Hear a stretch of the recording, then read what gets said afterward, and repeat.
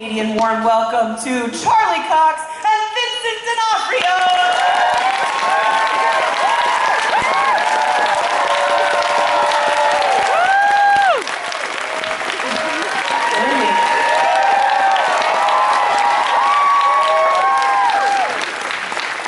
That was a wonderful Canadian welcome. I am not Canadian, so I assume that's what it was. How are you guys, boys? what's up?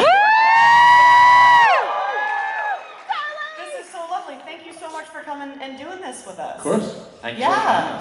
How's the con been so far? I didn't know where we were. We're at the con. Okay, yeah. Welcome. Yeah. Good. It's been good though? It's been great, yeah. Amazing. This was I came to here in 2016, I think. And it was like my first ever one, so it's like it's cool to be back, you know. Yeah, has there been a big difference between your first time experience and this now? Yeah, I just feel much older.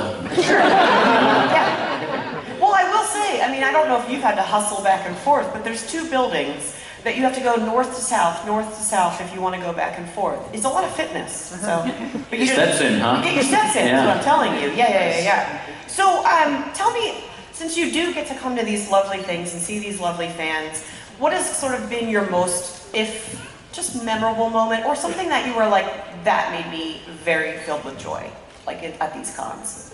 Anything in particular? At this con? Yeah. Well, just in general, really, like anytime we get to meet you guys, we just hear these things that just, I mean, I'll speak for myself, I'm just astounded at your dedication and commitment to what Charlie and I are doing, and it's like, you know, just to say back to you all, like your support is what inspires us to do good jobs. So, you know, we bring it for you. So I love to be able to talk to you and converse with you, and kind of, it's just great. It is.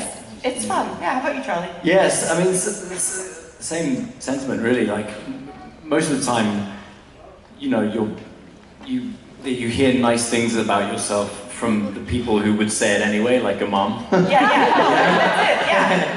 They're always encouraging, but you're like, Mom. Yeah, right. You're like, yeah, you have to say that. I don't doubt that you believe it, but it does no basis in any facts whatsoever.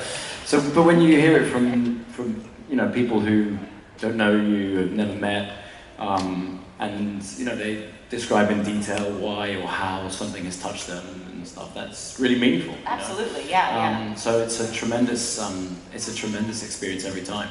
I think it's also special because the amount of time that these amazing fans wait in line to be able to have that moment with you is, I know I've waited in those lines, and now just getting to hear and have conversations is, so we want to thank you. I mean, it's like amazing. And so like, the aspect of waiting in these lines, is there anyone in the, like, I guess either con universe or universe that you would wait in that long of a line to talk to?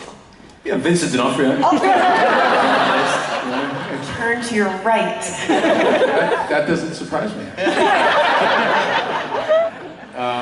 I have to say, I'd wait for Charlie. Aww. I think both Charlie and I would wait for John Bernthal. Yeah.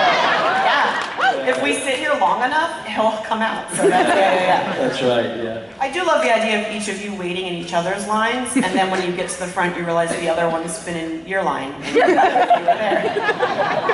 That would be a lovely story. So, and obviously, I think we have folks out here in so much cosplay. Have you yourself ever thought, what would I come to a Comic-Con or a Fan Expo dressed as?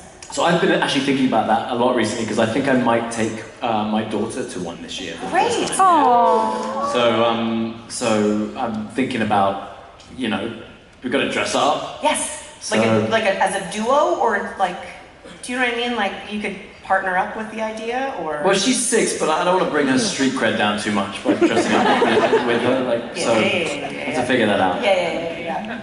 How about you, Vincent? What would I come as? Yeah. Mary Poppins, or yeah? I don't know how you knew that, but that's I did so much research for this. It's crazy that you knew that. I'd like to do Bluey. That would, your daughter would probably lose her mind then, right? Yeah. Oh my God, the Bluey like phase of what is Bluey here today? Is anyone dressed as Bluey? Okay. Well, work it out, folks. Okay. So, I have the pleasure of talking to you all in Philadelphia too, but I'm just excited to sort of talk more about how both of you and share with the fans how both of you decided acting. I'm going to do that. Go ahead, Charlie.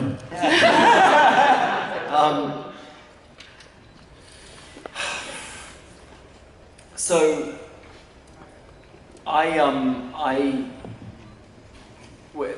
when I was at school,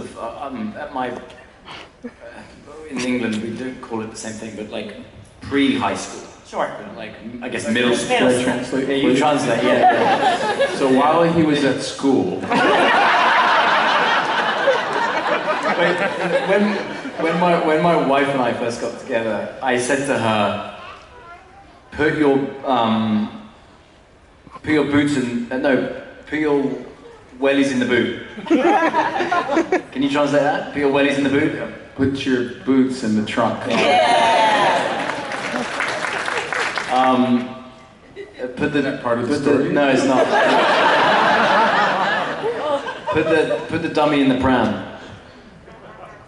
Dummy in the pram? Oh, I hope it's not baby in the stroller. Stroller's right. Stroller's right. The dummy, the dummy is the pacifier.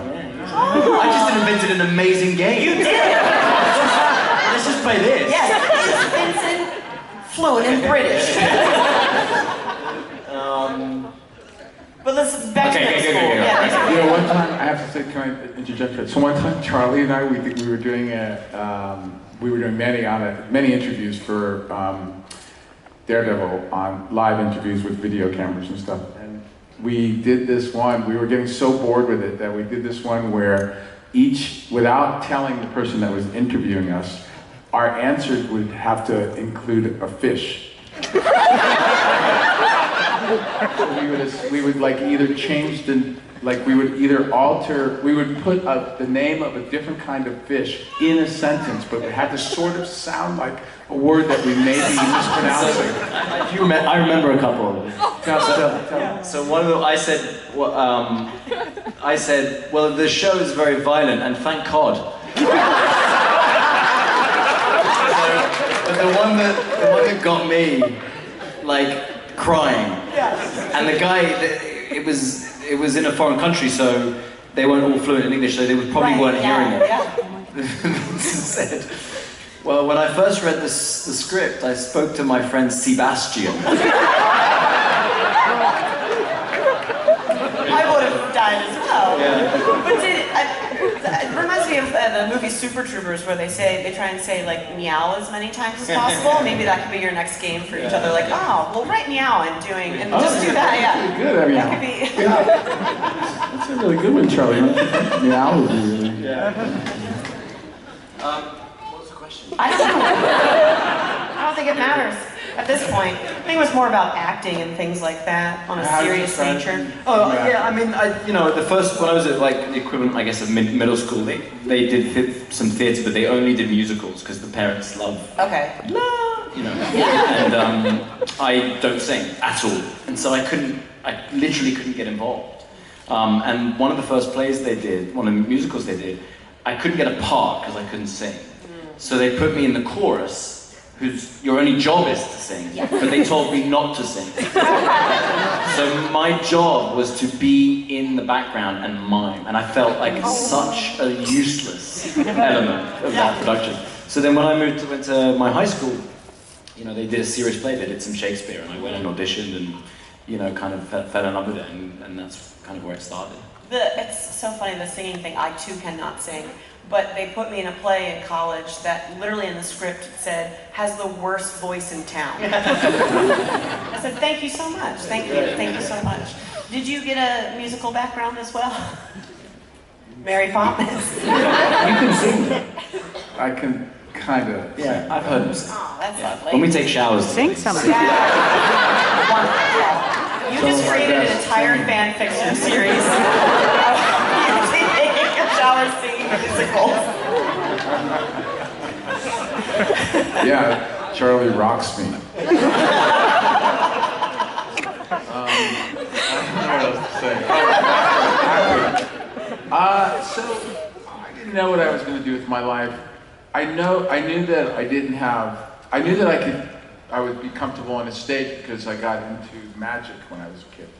And so I got pretty good at magic. I was doing like parties and all kinds of stuff with, there was a Cuban couple that came over from Cuba. A lot of Cubans went to Miami at the time. I was living in Florida. And in our small town of Hialeah, this couple opened up a magic. They were actually entertainers, the two of them, and they were really successful in Cuba. But when they came over, they had a tough time, so they opened up a magic shop near the Winn-Dixie grocery store near our house. And I was coming back from, I had a little job at a diner that my mom worked at as a waitress. I did wash dishes there, and I was very young, and I was riding my Stingray bicycle back home, and with a banana seat. Did you have a belt? Extended forks. Did you have a I belt? just want to say. And this couple were moving into this magic shop, and I thought, oh, what are they moving? Like, this is so weird. And because I saw like flowers coming out of boxes and stuff, and it didn't look like a florist, it looked like something else. And I asked him, and the guy said, you know, they were very sweet. And he said, well, we're magicians. We came from Cuba and we're opening a store. And I'm like, I was so fascinated with it. And I asked them if they needed help moving into their shop. And so they said, sure. And so they let me help them. And it was getting kind of late because I was supposed to be home. So I rode my bike home, asked my mom if I could finish helping them. She took me back in the car to meet them. And then I finished helping them. I worked all night there helping them move into their store. And we didn't have any money. We were very poor, and instead of letting me buy, or instead of having to buy magic tricks, he would give me instructions, and I would go home and I would build them myself. And I started doing these shows, and he also gave me these books. And one of the books, this will be very quickly. Just give me about a half hour. One of the books was about Houdini, and in it they had instructions for some of the escape things that he did and how to do them. And I had my neighbors help me, these two men. One ran a welding company, the other ran a sailboat company. And they helped me build a mail bag, and I learned how to get out of handcuffs. And my mother at the diner used to serve cops, so I asked the cops to come, and I invited Live at 5 over, and we had a little small kidney-shaped swimming pool. And the police put me in the bag and chained me, put handcuffs on me, put me in the bag, chained me up, and my mom pushed me in the pool. It's a true story. And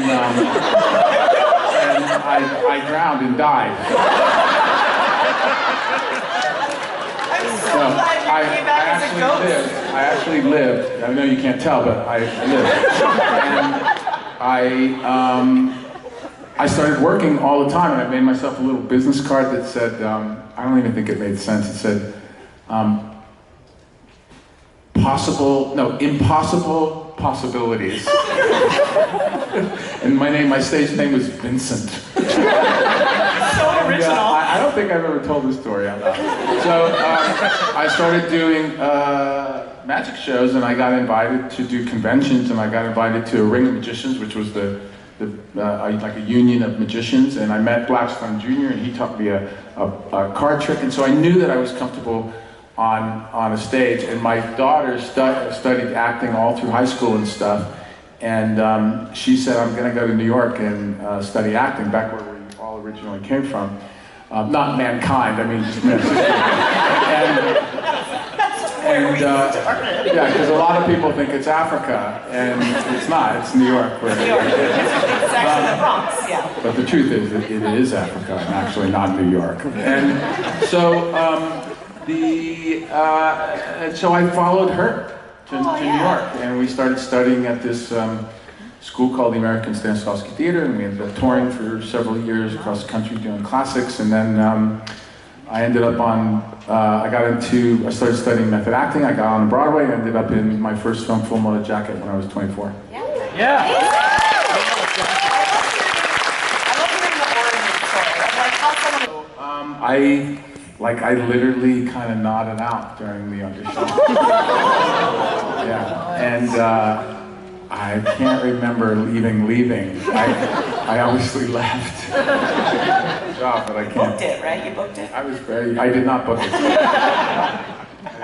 But then I met him later on, like a couple of years later, and we started sort of like hanging out as friends, but he never gave me a job. I wouldn't either. Oh, you tried. I pulled an all-nighter before my first Stardust audition. Yeah, and not intentionally. Yeah. And I'd actually I'd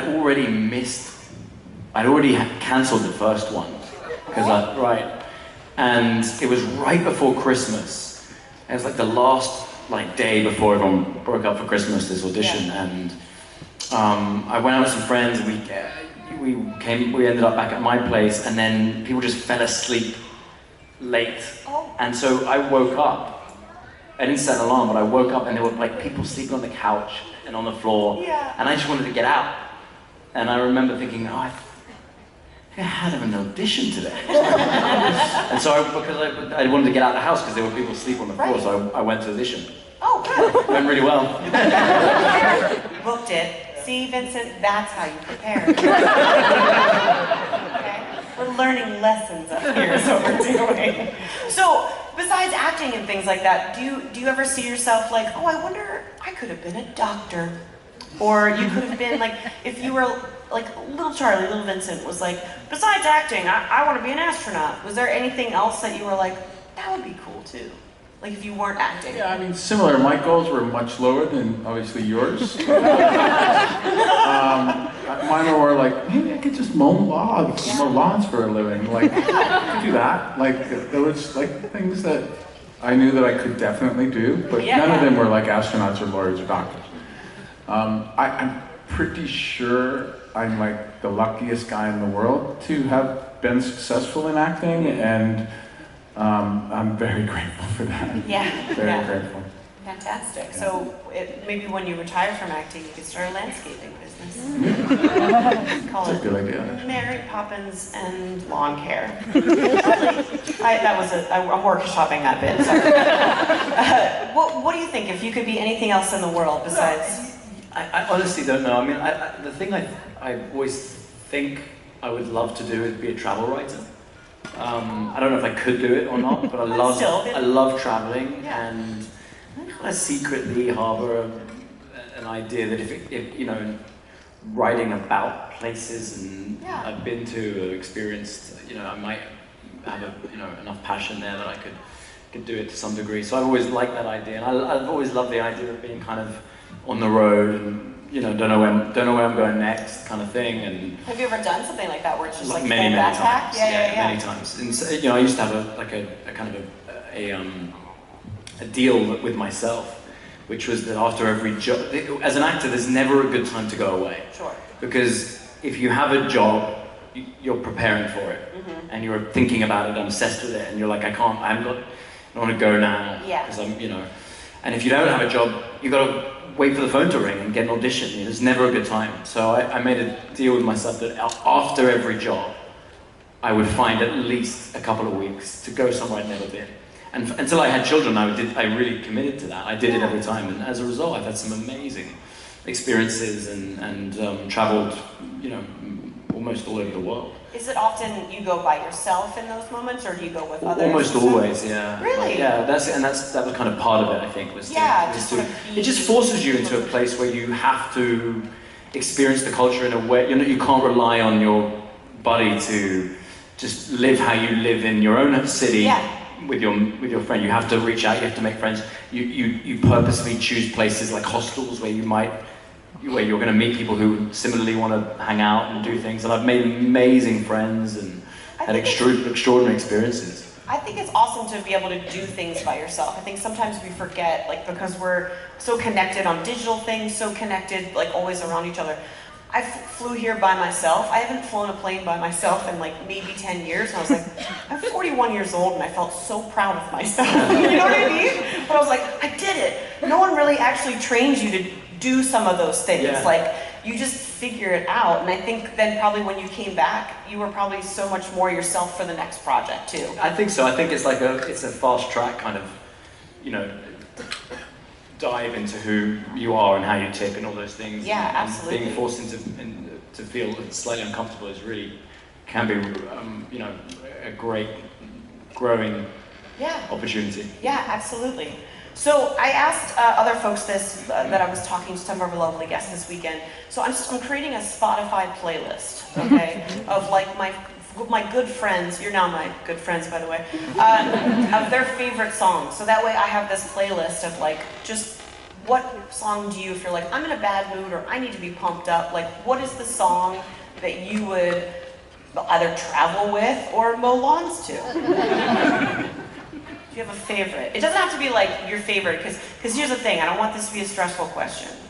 I can tell you, do you want to know mine? Yeah. It's Dreams by the Cranberries. Cool. That's like, Cranberries saved my life, I swear to God. That band was amazing. So it doesn't have to be like a popular thing, but just something that you're like, oh, I put that on often.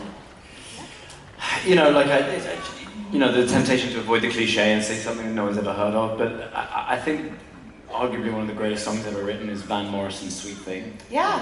Oh, I'll add that to my list. Thank you. Thank you, thank you. Vincent, do you have a favorite jam? Or just a song? Spoonful of sugar. Spoonful of sugar!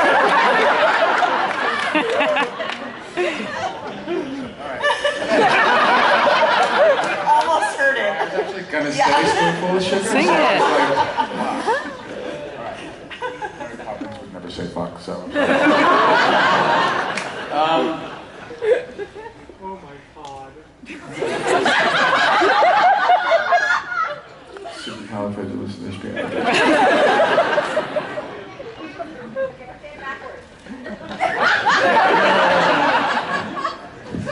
Can you say it backwards? Can you say it backwards? No, can you? Why are you challenging? What a gauntlet. Like, come on. We're not playing that game. Challenge, Vincent. I just felt like hearing me say it backwards. Well, I'll circle back to you. I don't want you to like erase It's too the flow. stressful. It is. No, There's so many songs anyway. I don't think I have a favorite song these days. I just listen to, you know, ever since Spotify, I just listen to so much more music than I ever did. I always listen to music, but it's like I'm just constant music playing in my house now, and so it's like I have like yesterday like the last playlist I listened to before I came here was on Spotify was Marvin Gaye's playlist, and that's just, you know, you forget all the great stuff that Marvin Gaye did. Like, it's incredible, you know. I think that's the awesome thing about music is that like I can't just be in a space with nothing. I need that to be filled. So music is the perfect thing for that. Thank you for adding 2 lovely songs. Well, I'll add in Marvin Gaye's entire repertoire. Thank you. And one Van Morrison. One Van Morrison song. Along those lines, do you all have like a movie that's your comfort movie or a show that you binge often? I've watched Schitt's Creek more times than I can count. Oh, cool. Yeah. So much. And it can't be something you've been in, because that's awkward. You know, I have a handful of movies that for whatever reason for me are like the ultimate rewatchables. Like there doesn't seem to be a limit to how often I can watch them. And there's great films that I love that I won't watch many, many times. But there's a handful of films that I just like, if they're on, I can't not finish it. Yes, You know even what I if mean? like you know you can watch it without commercials somewhere else, you just leave it on the TV. Yeah. So, you know, like a recent one that I found that to be the case is Moneyball. I can just watch that. Oh, nice. I just think it's such a tremendous movie. Yeah. Shawshank Redemption. Obviously. Yeah. You know what I mean? I can't turn it off. Toy Story. Hook. I don't want to wish my children's childhood away, but I cannot wait to watch Hook with them. And they're too young still, and I'm like, grow up! So Hurry up! How about you, Vincent? Anything? Two. All right. They're not as sophisticated as Charlie's. It's the first John Wick movie. And Paddington 2. Did you see Did you see that film, the Nicolas Cage? Thank you. Yeah. Did you see that when he brings it up? Where he Paddington 2? plays himself? Yes. No, I haven't. You haven't seen it? No, Oh, is it great? So, well, there's a reference to Paddington 2 in there. Well, it's a perfect. Amazing. Yeah, I spat my drink out. When Yes. I think I'm alone in thinking it's like a perfect film. It is. You're still as sophisticated as Hook, so don't worry. Yeah. Can we play a game, boys? Is that all right? This is called This or That. I have played this a few times now, and I still have not written a theme song. This or that.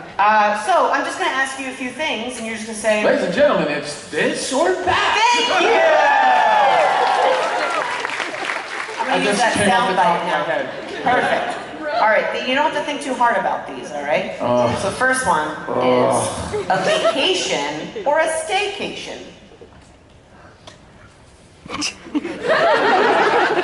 Don't answer all at once. I'm going to define staycation just a little time. It's where you don't go anywhere and you just stay home and enjoy yourself. What's a vacation? That is... I don't think we have time for that today. Vacation, I think. Yeah, lovely. I like going away. Definitely. Definitely vacation? Lovely. How about, would you rather a novel or a comic book? Oh wow, that's a good question.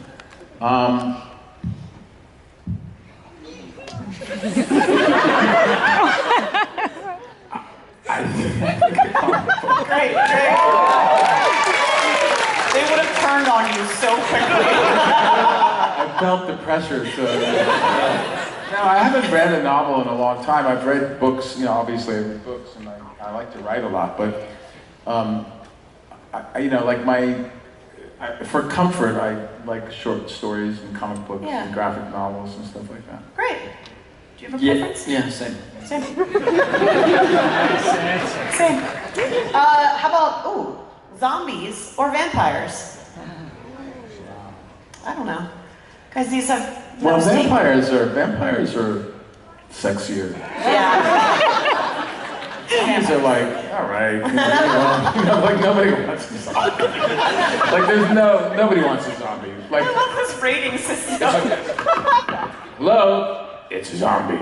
Go away. And it's like, hello, who is it?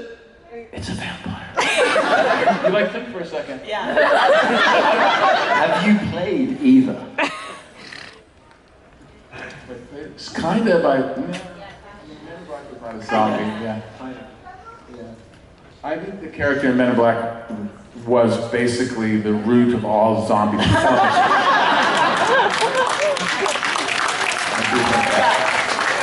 George R. Romero was like, you know what? I've seen Men in Black. I have ideas. I've played a vampire. Yeah? You have. Yeah.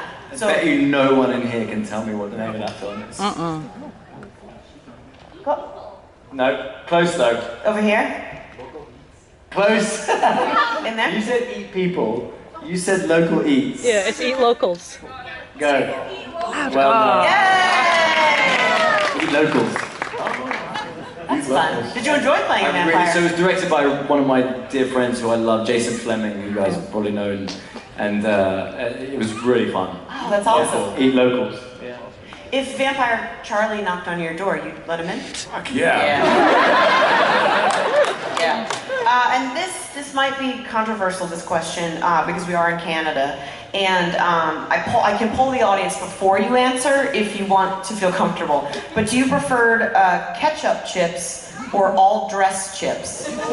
Ketchup. Maybe you never tried it. Charlie, I'm going to let you know that they're disgusting. Is this a Canadian? Yes. All dress. All dressed. Wait a minute, you know we're not Canadian, right? Oh, we have either. Thank you so much. Yeah. tell you right now. Ketchup. This is so exciting. This is like the Pepsi challenge. I feel like one of the Hyam sisters when I do stuff like that. Yeah. It's cute little. All right. I'll give you a moment. This is your tasting chip.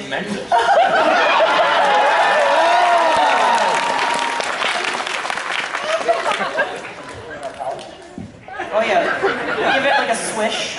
Swish around. These ketchup ones just look wrong. You will have messy hands after eating both, that's for sure. Ooh.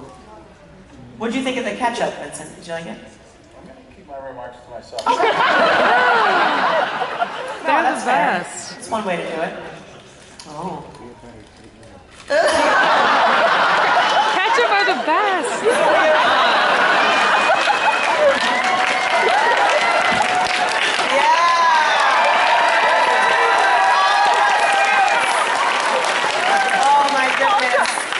Well, thank you both so much for A, eating food, and B, choosing the correct answer, and just C, for being here. So thank you.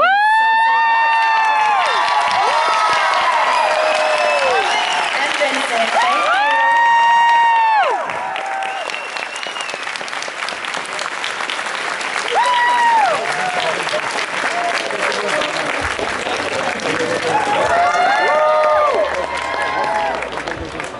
Good.